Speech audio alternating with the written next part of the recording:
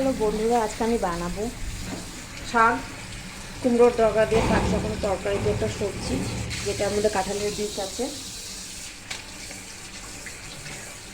এখন তো প্রায় ঘরে ঘরে কাঁঠাল খাওয়া হয়, তারপরে বীজটাকেও রান্নাতে দিয়ে খাওয়া। তো আজকে ভাবলাম এটা একটা সবজি দিয়ে রান্না করি, কাঁঠালের বীজ দিয়ে 5 রকম তরকারি দিয়ে কুমড়োর ডগা, আর সঙ্গে হবে মাছ।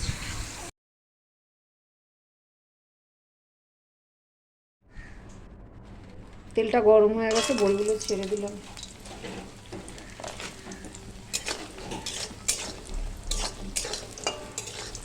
এবার দিয়ে দেবো আমি 5 ফোড়ন আর একটা শুকনো লঙ্কা।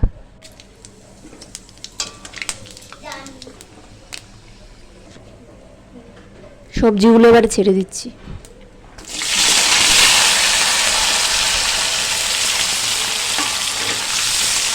পরিমাণ মতো হলুদ এবং লবণ,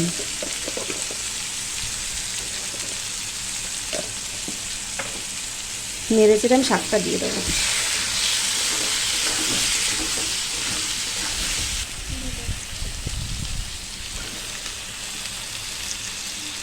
শাকগুলো আমি ছেড়ে দিচ্ছি।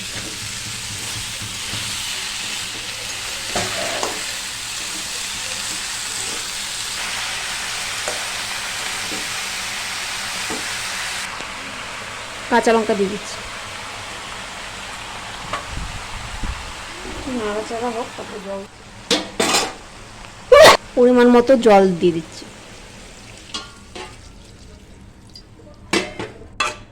বন্ধুরা, আমি এবার বড়িগুলো দিয়ে দিলাম।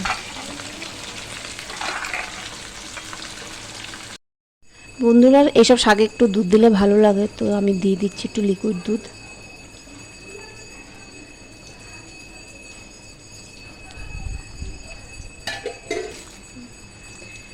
অল্প পরিমাণে চিনি,